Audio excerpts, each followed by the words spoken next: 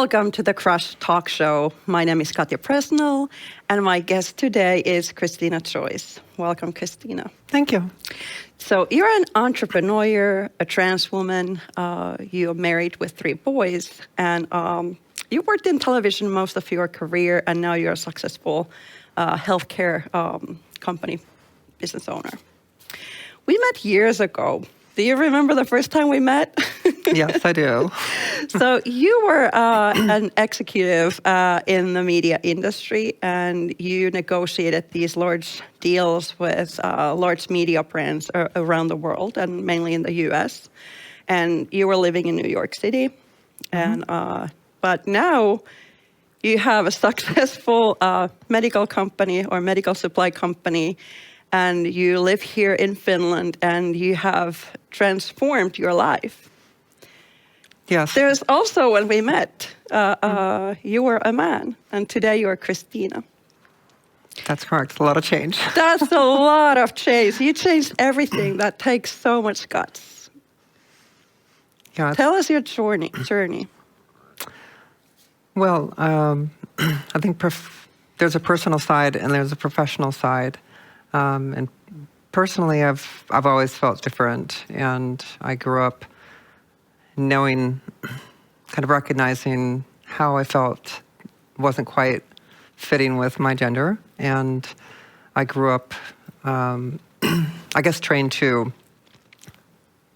or taught to, by parents in society that this is something to be ashamed of. And, you know, in the 70s, it was something that was really not understood. Growing up in the 70s, dating myself. But as I got older, I mean, the feelings never went away. The gender incongruence never went away. And I guess when I got to a point where I think society was really okay with it, it was kind of out in the mainstream, and I felt like there was possibility. And in anything that I do in my life, you know, when I feel there's possibility, I go for it. And in this case, it was really important for me to explore this side more openly of myself and do that in my personal life, and keep it away from my professional life, so that I could really come to terms with what I wanted and what was important to me without risking anything. In terms of being the breadwinner for my family, and I didn't want anything to happen to my kids, and the stability of my family. So, what about society? Were there some things in society that also made it more possible, or made it feel more possible for you?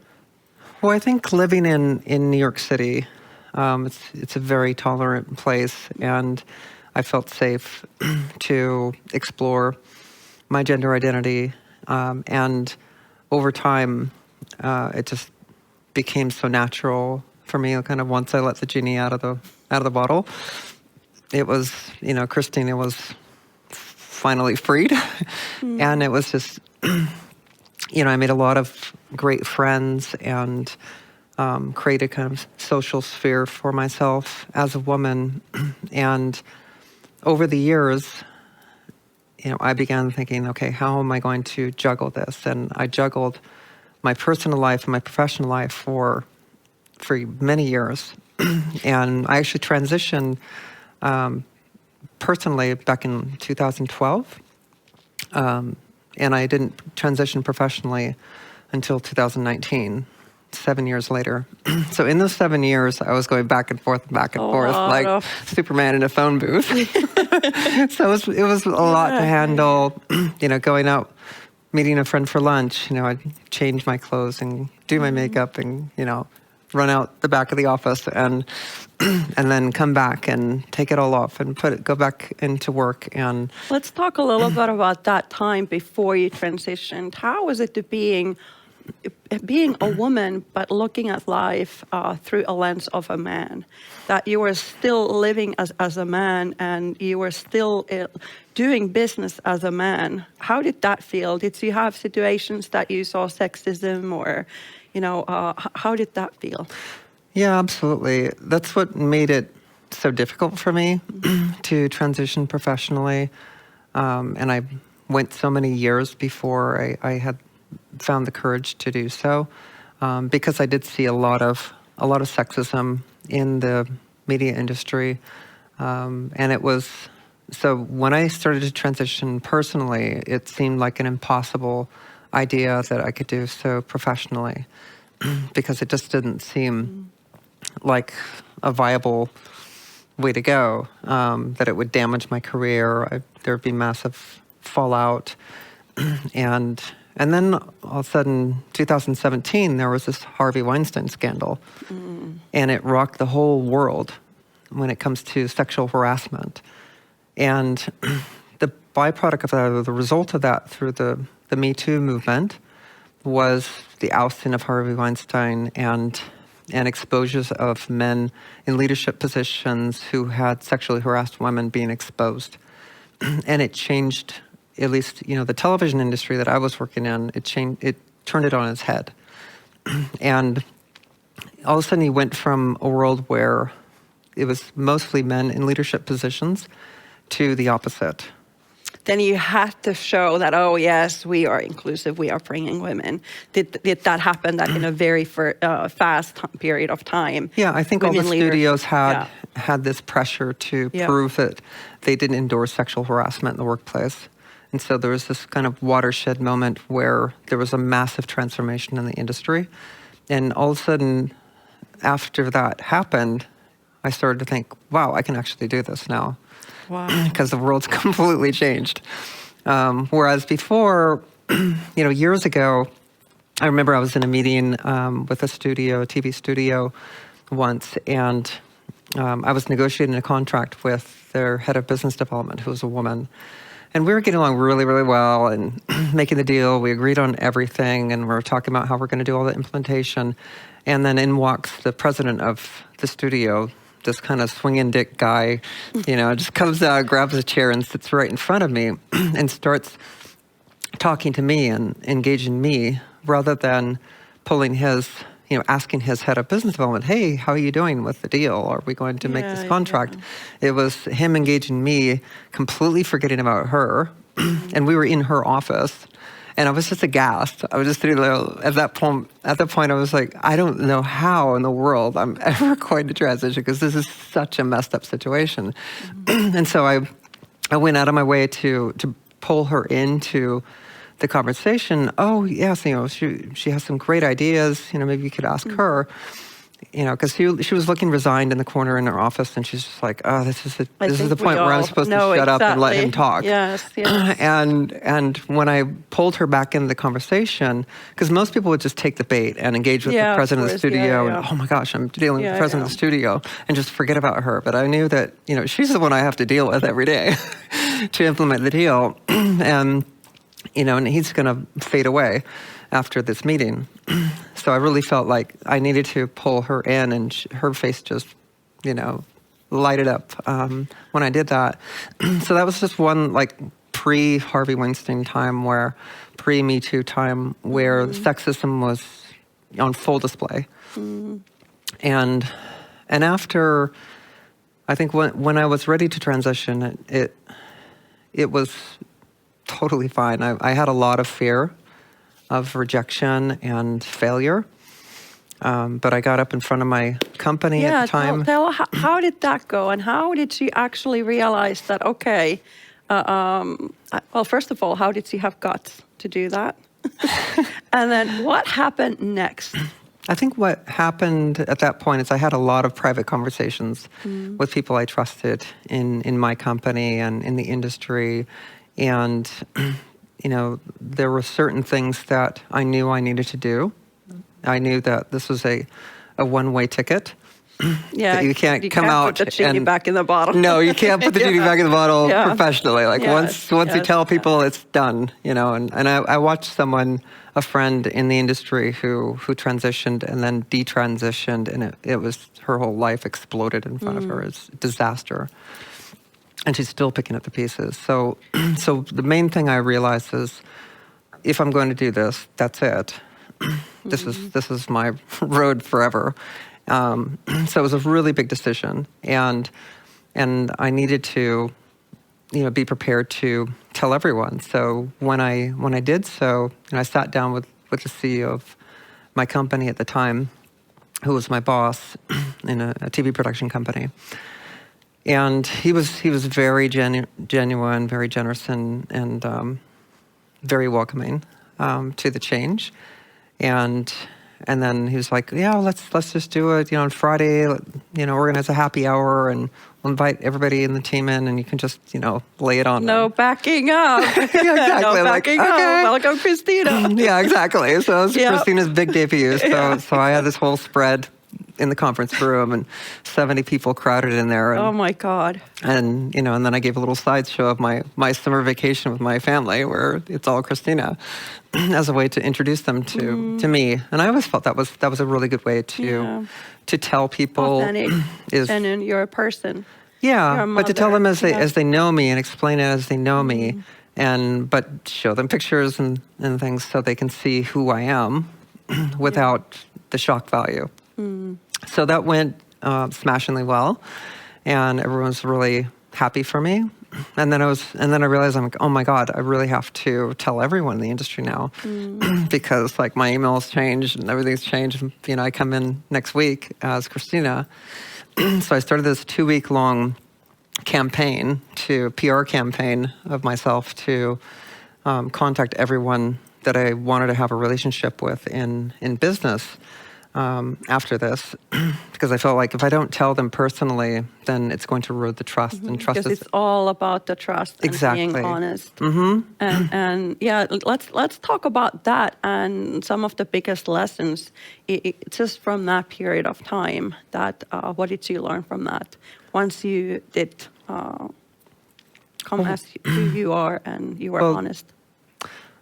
Well, I came out to about 900 people in 2 weeks. I can't even imagine. So it was just round the clock, coming out to people. And of course, when I would tell them, they'd want to talk about it and ask questions. Yeah. So it was a huge amount of work, emotionally draining work to do. But people were so grateful that I reached out to them and told them personally. And I was really nervous. I was afraid that a lot of people wouldn't respond positively, but I was really positively shocked that universally everyone in my business network around the world was incredibly loving and genuine and really, really empathetic of my situation and my story and at my most vulnerable.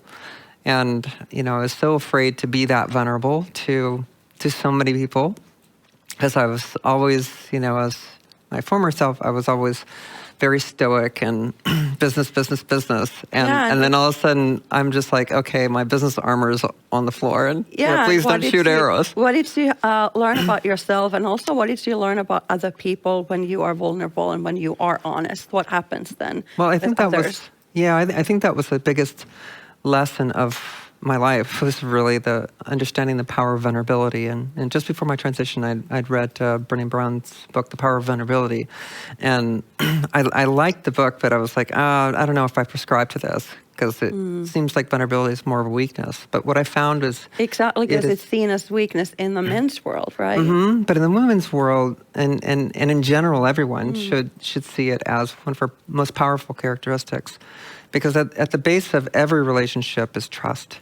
Exactly. And when you can be yourself, when you can be authentic, when you can show empathy, when you can show vulnerability, you're at your most powerful. And could you even say that these are your feminine superpowers, that we are able to have empathy, we are vulnerable, we can show emotion and have that understanding to and see people as people. Yes, exactly. I think personality needs to come through professionality, and of course you need to be professional in the workplace, but you also need to really bring your personality through and be authentic and let people know you, because people are people. They have their own lives. They're not They're not their company. They're not robots. That's how you connect with people when you go on a personal level. And if if you have a secret on you all the time, or if you cannot share anything, it doesn't build a trust the same way. No, I think men in general are kind of naturally, they bring a lot of ego into a negotiation and into a relationship. They're very transactional. They're very, they take positions. And if you have one person on one side taking positions and another person on the other side taking positions, you get this kind of clash where you're setting the relationship up for failure. Whereas I think a more soft power that women know how to wield better, coming around and focusing on the relationship and focusing on the positive things, the realization that, hey, we're talking because we want to do business together.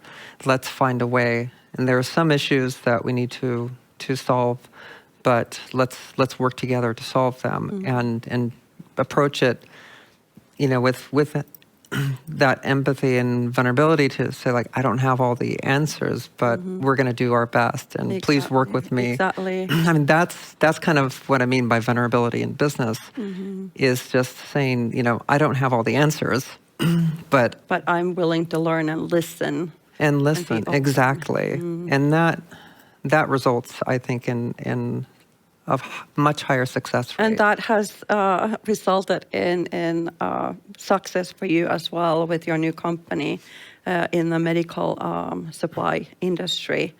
And you have really seen it yourself. But often women are told in business that, oh, you should behave like a man. And, is there something that women, what we could learn from men? Is there something in that we should have more of? Well, first of all, I don't prescribe to that philosophy. Me neither, but that's what you keep hearing, especially from men, that, you could be making more money as well, but you just don't want to. No, I think women need, I think the soft power approach that I was describing earlier is much more effective than hard power and ego. But the one thing I see that women could learn from men in business is confidence, and being very confident about themselves and what their objective is, and not being afraid to show that confidence when they're negotiating, when they're working with others to get their objective completed. And far too often I see women just not expressing enough confidence, that they have the knowledge, that they have the capability, but then they fall short on the confidence, yes. and that holds them back. And from my experience working as both, having the experience of both, it's all about the confidence. Like, I'm much more successful now than I've ever been, and I'm a woman. But you're really also a confident woman. Exactly. And you're confident in who you are, and you have done also that inner work, and you know who you are and where you want to go. Absolutely. And I let people know who I am to a certain extent. I mean, I don't tell people about my gender identity, but I do tell them about my family. I do tell them about my personal life, and I do try to get to know them on a personal level as quickly as possible, and done so in a friendly way while being very confident on the business side. Well, thank you so much. This is all the time that we have today. Thank you. I really appreciate you being here today. Thank you very much, Katja. It was wonderful to be here. Thank you.